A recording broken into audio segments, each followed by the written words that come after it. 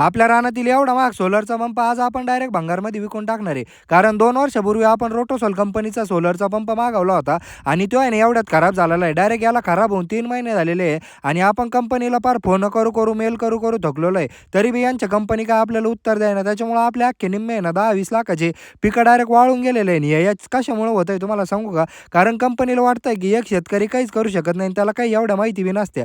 पण आता त्यांना माहीत नाही त्यांचा कोणासंग आहे ना पाला पडलेला आहे. या कंपनीची नाही टिल्लम लावली आपण तर नाव बदलून ठेवा डायरेक्ट. ही कंपनी ना डायरेक्ट आपल्या घरी आली पाहिजे. कारण आहे ना ही मोटर जी आपण घेतलेली ना ती आपण आहे ना PM कुसुम योजनेअंतर्गत घेतलेली आहे आणि रोटोसोल कंपनीचा सोलर पंप आपली इथं आहे ना 2 वर्षापूर्वी लावला होता.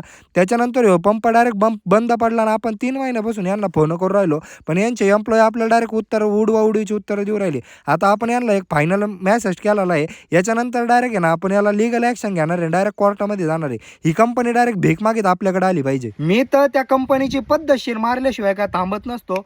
पण या व्हिडिओला इतका व्हायरल करा ना की त्या कंपनीने पुढच्या वेळेस एखाद्या शेतकऱ्यासोबत असं करताना डायरेक्ट 1000 वेळा विचार करायला पाहिजे. संपला विषय.